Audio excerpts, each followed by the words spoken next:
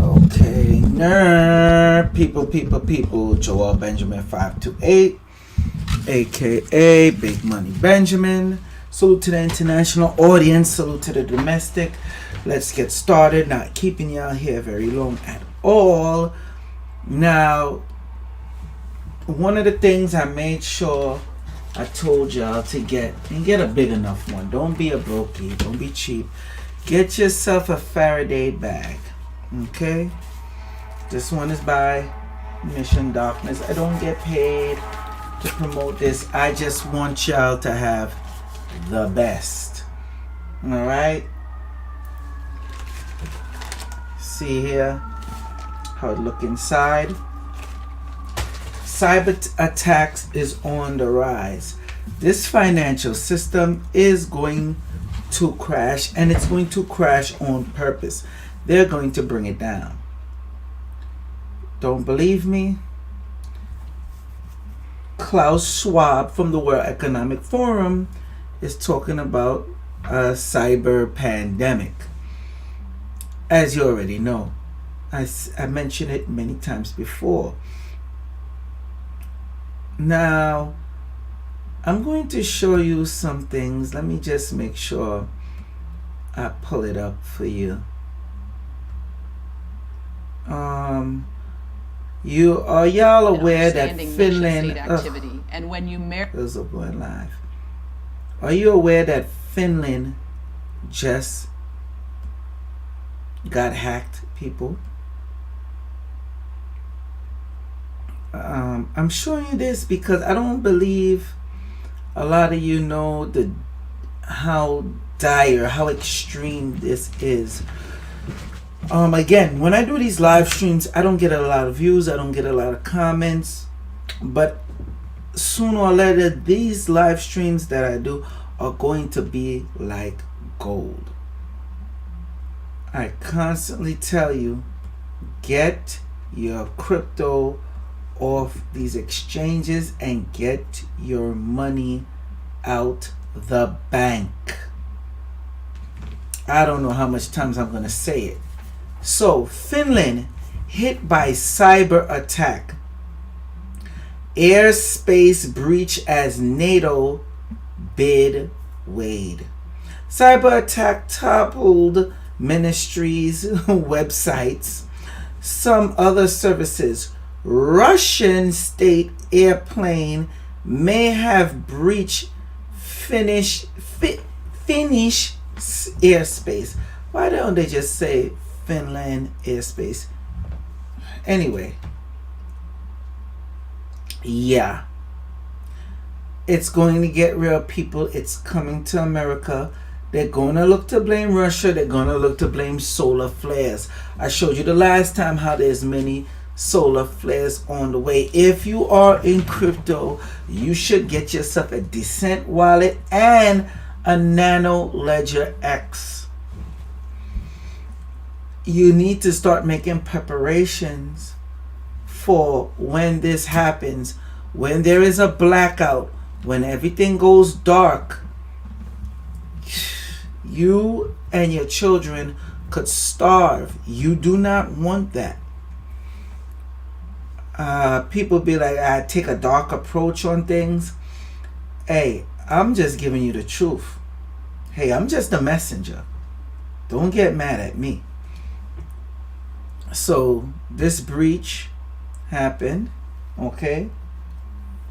April 8th, 2022. See, I'm not lying. Finland reported an attack on government websites and a suspected airspace violation by Russian aircraft, just as speculations mount that the Nordic nation will opt to apply for membership in the NATO alliance. Why every time you hear NATO, you hear Russia doing something underhanded to fight against them? That's what they keep saying. I don't know how true that is, but that's the word on the street. Finland said on Friday a Russian state aircraft is suspected to having violated its airspace, followed by a cyber attack on the websites of Finland Foreign Ministry and Defense Ministry, as well as some other government services. The event coincided with a webcast speech to Finnish lawmakers by Ukraine's President Vladimir Zelensky. Coincidence, people? I think not. Let's see here. U.S. says U.S. says it secretly removed malware worldwide, preempting Russian cyber attacks. Boy, here we go again. The operation is the latest effort by the Biden administration to thwart actions by Russia by making them public before Moscow can strike. Some American officials fear that President Vladimir V. Putin of Russia may be biding his time in launching a major site. Wow. Not for nothing. Let me stop right there. Because they're talking about him waiting to launch his cyber operation, right? To attack America. Think about this. They keep throwing this man's name up. Let's say this is true. Are y'all really prepared for a cyber attack right now? Ask yourself that question. Are you prepared for a full out blackout cyber attack right now? Anyway, his time in launching a major cyber operation that could strike a blow at the American economy. Let's move on. If you want to read this, you can. Disturbing cyber attacks targeting Ukraine. This is Microsoft.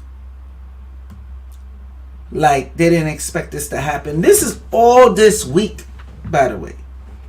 All within that week. Today, we're sharing more about cyber attacks we've seen from a Russian nation state actor targeting Ukraine and steps we've taken to disrupt it. That writing is so small. Hold on, let me make it bigger. There we go. We recently observed attacks targeting Ukraine entities from Stronum, a Russian GRU connected actor we have tracked for years. So you've been tracking this for years. Anyway, this week we were able to disrupt I'm not reading the rest of this. Y'all been tracking this for years and y'all still haven't been able to put a stop to it. Think about what they're saying. So let's move on. Because I said I'm not going to be on here long. I'm just breezing through this quick. We touched on that. All right.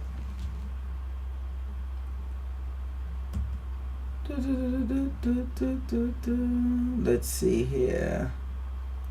First off, pause this because it's going to slow down the computer.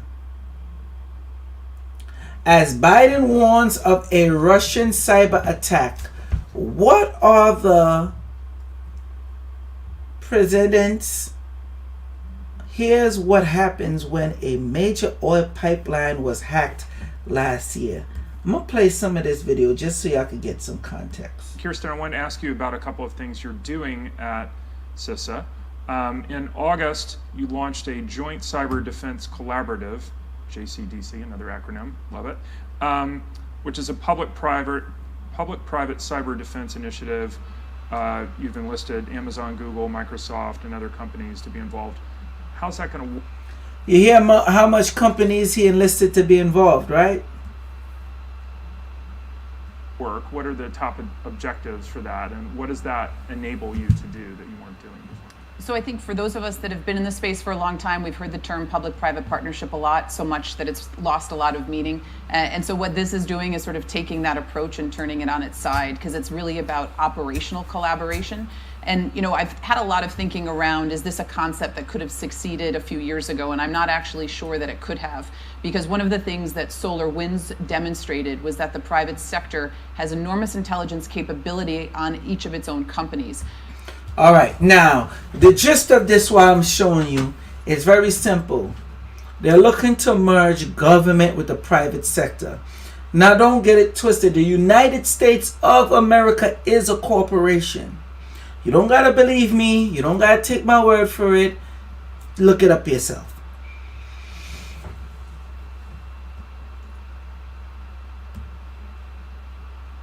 All right. India claims it foiled Chinese cyber attack on disputed border. Excuse me. Oh, I gotta make this bigger. Sorry, people. There we go. Let's see. India on Thursday claims it foiled an attempted cyber attack by China hackers targeting its power distribution system near a disputed frontier where the two countries are engaged in military standoff. I'm going to read that part again in case it went over your head.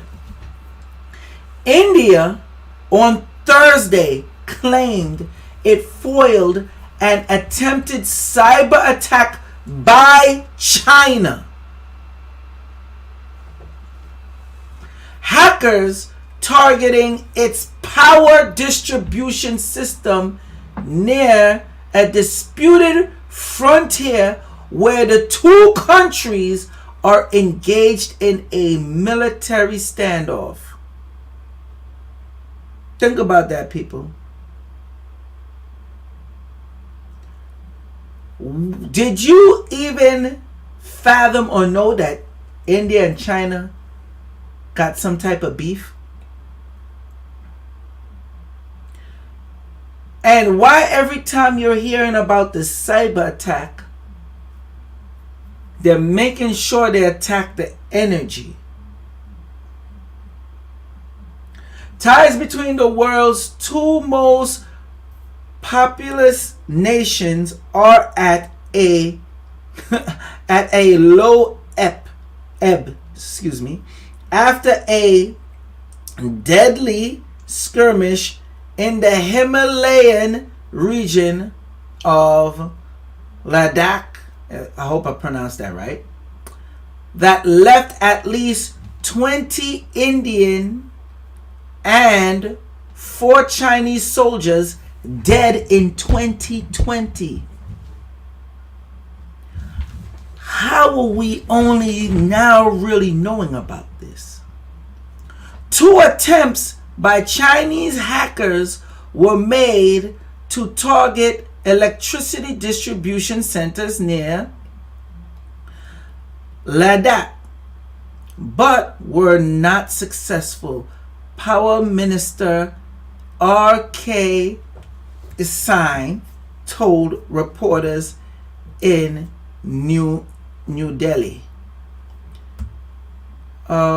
Just to add context, this article came out, as you could see. Let me highlight it for you so you don't think I'm lying.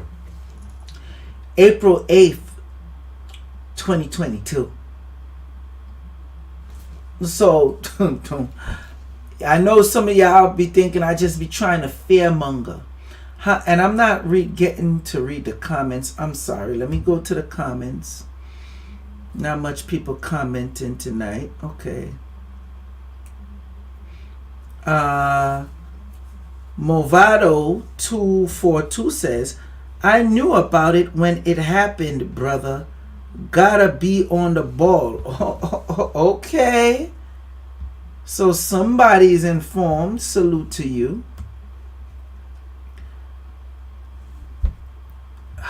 Ain't no point. And let me just continue breezing through this. I was gonna say something with this, but it's nothing more to say. It explains itself. Why are they at a standoff? Okay, they're in India and China was in the Himalayan region. So they had a battle. How is there not full out war breakout between India and China in 2020? Why didn't we know about this? Maybe because there was a distraction going on. The Rona. Let's just call it that. We don't want to get flagged or have the stream start messing up.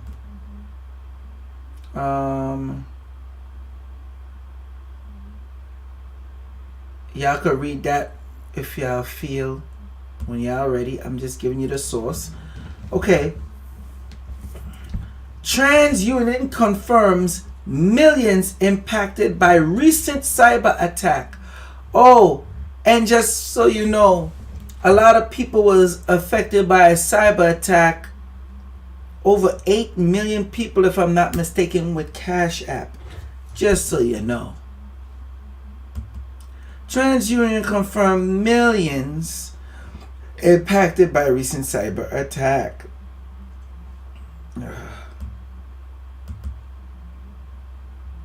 There we go.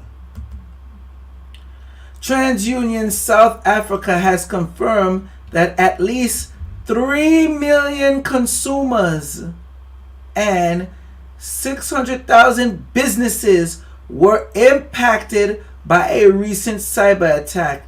It said it is aware of a criminal third party that has aggregated and was releasing data allegedly obtained from TransUnion South Africa and other sources, including at least 54 million records unrelated to TransUnion from prior data breaches dating back to 2017. I'm just a messenger. This article came out April 9th. All week, cyber attacks been on the rise. U.S. government and energy firm close ranks featuring Russia's cyber attack. It's right here, people. Don't shoot the messenger. That's the digital summit. Now, this brings me to XRP. And listen to this. I played this before, but I'm going to play it again. This is from Kevin Cage. Well, if you look at the planning and the design and the competition, it's fluid right now. You know, there's competition over what the design will be. It was very interesting. I won't bore you with all the details, but I had an incredible experience in Denmark a year ago, and I was trying to figure out what's going on in Denmark. They had one of the tech firms in Denmark was being paid by the U.S. Navy to come up with a chip that could be implanted in the human body that would integrate with Ripple. Yeah. So Ripple is a crypto, and it's one that's gotten a lot of promotion from the American establishment, in my experience, just my impression. So why is the U.S. Navy paying a Danish tech company to come up with an implantable chip that will integrate with Ripple. Exactly. Now, once again, the U.S. Navy is paying a Danish company. The Danish company name is BiChip. In case you want to check them out, very hard to get a lot of information on them. BICHIP, BiChip.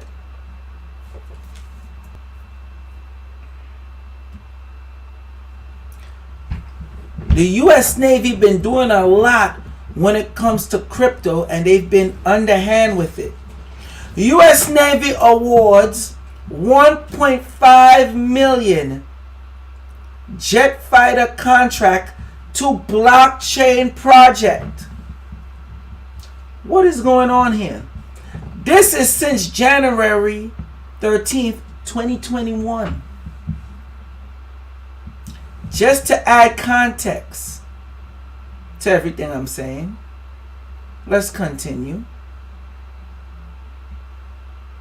And it was something, I swear, it was like a part of me that was trying to put out this information all day, but I seen when I started speaking about on passive, there's something that happens with Google where they hate and they mess up the stream.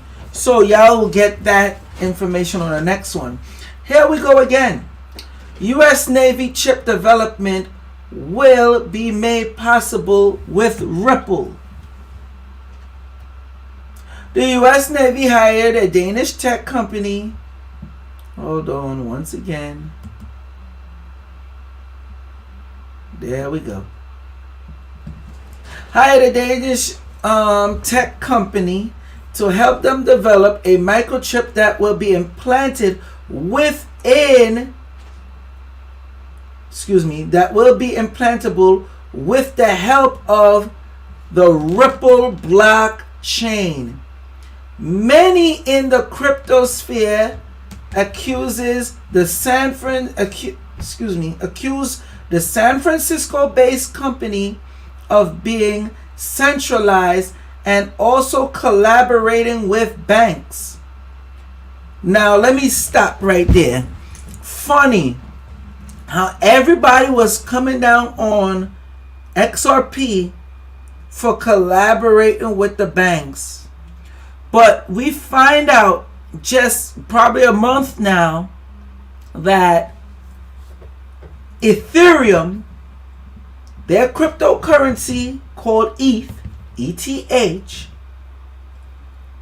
has been working with the banks the whole time. Specifically, Chase Bank, which pretty much indirectly own Ethereum. MetaMask is also tied in to that whole conspiracy. You can't make this up. But whatever. Now, there's a part of this article I want you to see. This is from since October 2nd, 2019. Let me highlight it for you. And let me just make it bigger from now. Well, it was already big. I'll make it the font larger so you can see. Offline transaction, the final frontier for global crypto adoption. Though crypto transfers are immutable, offline cryptocurrency transactions may be the key to total censorship restrictive for blockchain. Resistance for blockchain. Let me see. There's a part I want to get to. Internet failure. Here we go. At the start of 2009, analysts at JP Morgan Chase described Bitcoin as only being useful in a dystopia setting. Aside from departing the validity of such a characterization, would Bitcoin or other crypto blockchains still be operable if the planet came under a series of sweeping catastrophic event. Any damage or government censorship of the global internet architecture could mean that people would not be able to freely send and receive cryptocurrency. During the March 2019 blackout in Venezuela, Bitcoin transaction volume took a significant hit. The absence of electricity meant that Bitcoin, arguably the saving grace for millions in the country, became difficult to transact. Weeks and even months after, this is crazy, and even months after the natural disaster like a hurricane, power grids in affected areas remain inoperative. More than 11 months after Hurricane Maria, some places in Puerto Rico were still without electricity. So everybody think Bitcoin is the saving grace. Remember, this is from since 2019. So we went to that article to come up to this. This article is September 10th, 2021. What happens to Bitcoin if the lights go out? If mobile phone communication and internet or the power grid should fail, whatever the reason, Bitcoin could have a problem. Boy. No point getting into that. Now, let's get into the real deal. I want to show you something here. Check this out. Welcome to Control. Here, we're developing blockchain agnostic IoT solutions. And to showcase this, I'm going to buy my coffee from this vending machine using Ripple. In order to do so, I just have to open my crypto wallet of choice, pick Ripple, then scan the QR code of the vending machine. I'm sorry, not for nothing. I don't know why for hell everybody would never say XRP. Why they keep saying Ripple? The cryptocurrency is named XRP. But anyway. Machine. Type down the amount, 0.45 ripples, equivalent of 10 cents. Sounds enough for a coffee. Then type down my password, 1234, for extra security. And just like that, the transaction has been sent successfully. And as we can see here on the screen, the vending machine received its payment. So I just have to pick my coffee. And just like that, I bought my coffee using Ripple. So how did we make this happen? Here at Control, we created this board, which has been integrated into this vending machine and has been programmed to work with the executive protocol. So basically, with this piece of hardware, we can integrate blockchain payment in any vending machine. So here at Control, we're always happy to bring hardware and software together through blockchain. So don't forget to follow us for our future projects. And yes, of course, I just have to pick my freshly made coffee with crypto. Thank you.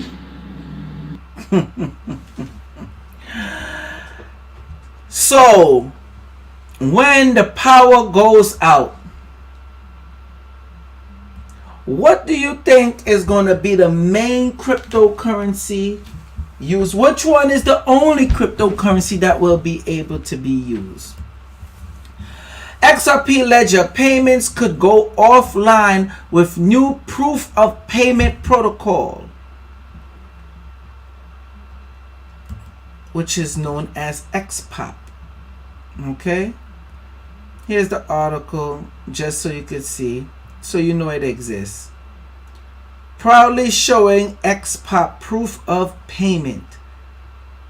This is when everything's shut down. Oh, believe me, don't think everything gonna be a sweet cakewalk.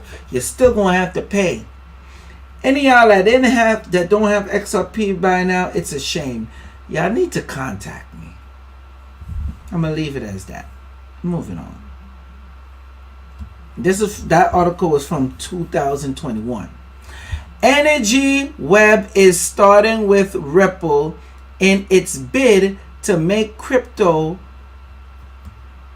Hold on.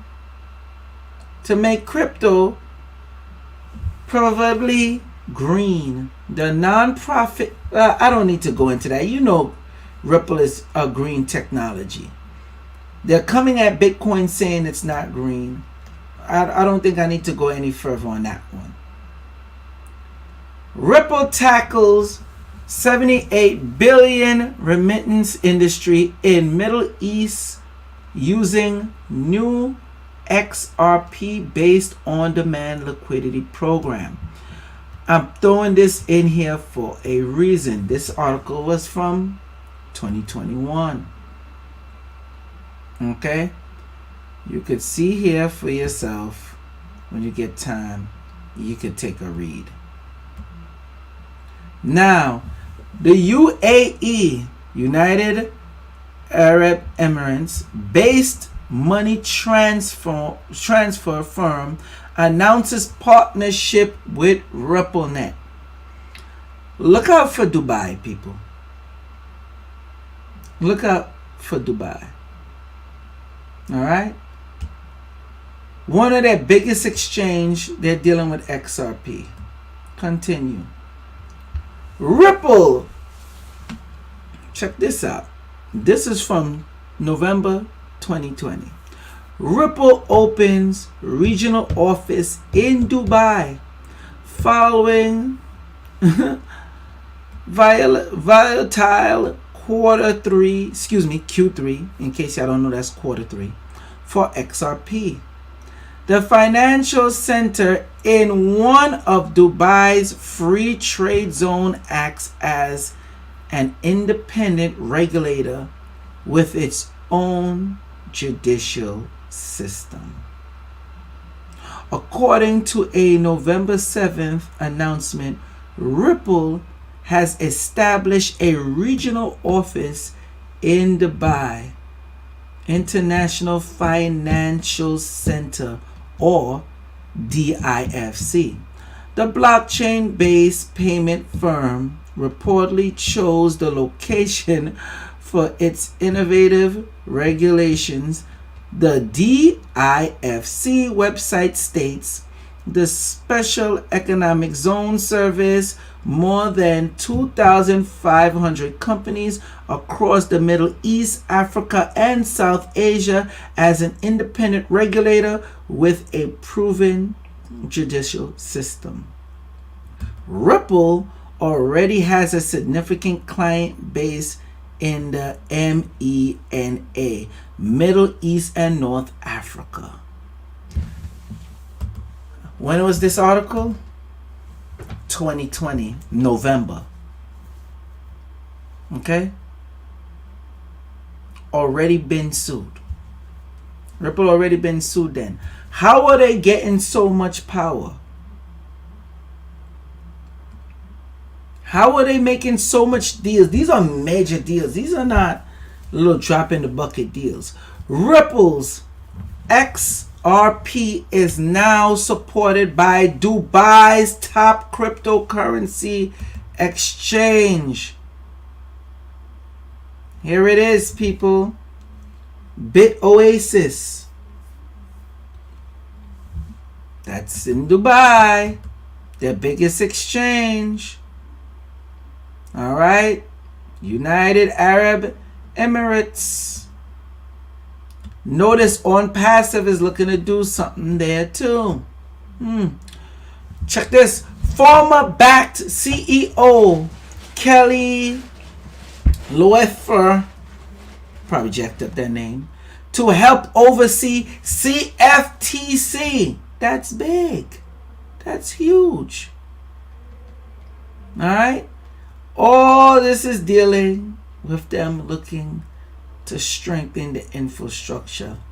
And I'm telling you, XPOP, Ripple XRP will be a major standpoint. US sector partner with CFTC on crypto regulations. Well, how do you like that? Remember, they had a little spat last year. The SEC and the CFTC. The CFTC was telling SEC, yo, you really shouldn't even have no jurisdiction over this crypto space. Pretty much. Now they're looking to join forces. XRP ledger transactions can be initiated offline. What is XPOP? Now I want to show you something with XPOP. The tech we wrote, and it solves a very specific problem. So let's go straight to slide 2. Okay, so the problem is there's 15 million vending machines in the world and untold parking meters and Internet of Things devices and so on and so forth. And most of them don't have a connection to the internet. So wouldn't it be really nice if we could pay for something via the XRP ledger and then prove that we paid for it to an offline device? So that's the basic crux of the problem that we're trying to solve. Okay, so you know the problem they're trying to solve. Now I want to get to the good part. Here we go. Next slide, please. Okay, cool. Yeah, so the solution that we came up with is animating QR codes, which look kind of funky, but they also look kind of cool. And what we ended up doing is we first broadly compressed our JSON, and then we base58 encoded it so that we could use the text mode of QR codes. And then we split it into multiple QR codes, and we added some parity frames, and then we generated it as an animated GIF. And then we display the GIF, and this actually turns out to be quite robust. And so you can display this on your phone and cause the vending machine to receive that entire 50 kilobyte payload in about 10 to 15 seconds, fairly reliably. And then it can verify for itself that the proof is correct, and then vend your goods. Next slide, please. So why animating QR codes? Well, cameras are cheap. Cameras require no licenses, unlike potentially like a radio frequency solution. Phone screens are high definition these days, so we can have quite a dense QR field there. QR codes are familiar to users, so it's not like we're asking them to do something that's really strange and unfamiliar. They're just loading up a funky looking QR code and displaying it back to the vending machine. It works even in noisy and crowded environments, so to work at a conference or a show or whatever. And it also works in electrically noisy environments because as long as you can transmit light, it'll work. Next slide, please. So we did face some problems in designing this. The refresh rate between the camera, so how often the camera takes an image, and the screen that you're viewing, so in this case your phone screen, they never match up. No, the chances of them matching up are almost zero. And the problem is, you might have seen this way back in the day when people used to film CRT screens, as shown in this picture here of this bowling screen. The rolling black bars. So this is where the frame doesn't match between the image that's captured on the camera and the image that's being displayed on the screen. So for example, the camera might catch at 60 frames a second and the screen might display at 24 frames a second. And those will always be out of sync and you're always going to lose some frames. So in the end, we decided we would add parity frames quite aggressively so that the camera only needs any 3 out of each 4 frames to successfully decode. There you have it. There you have it. Steph, yeah, I know, no notification. I'm so sick of YouTube. I ain't gonna lie to you. That's why I stay on TikTok and Instagram. If I notice, I don't fuck with YouTube like that, and quite frankly, anyway, like I said, I went live. Normally I won't be going live in a while. Steph said they're damn near hiding this live. Yeah. Who else is giving you this type of information and a breakdown like how I'm giving you? Alright? I mean, come on. Think about it. Over 30,000 subscribers. And I literally only have how much people watching me live right now? Wow. 20 people? Come on. But that's the ills of going live for me. I'm going to give y'all the information regardless. Okay? This is all planned, people. Make no mistake about it. If you haven't got yourself some XRP yet, I feel sorry for you. If you watch it, and again, I notice people will, for some reason, they don't like these type of videos. I don't know if that everything's too hard to understand. I tell people they could contact me. I'll help them, walk them through it, but they don't. Hey, it is what it is. All I know is a blackout is coming. There will not just be only a cyber attack, but there is going to be a cyber pandemic. You need to get yourself some XRP ASAP.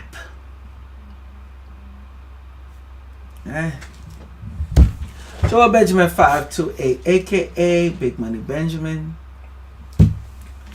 Can't say I didn't warn you. I came on here late just to give you the live stream. Peace.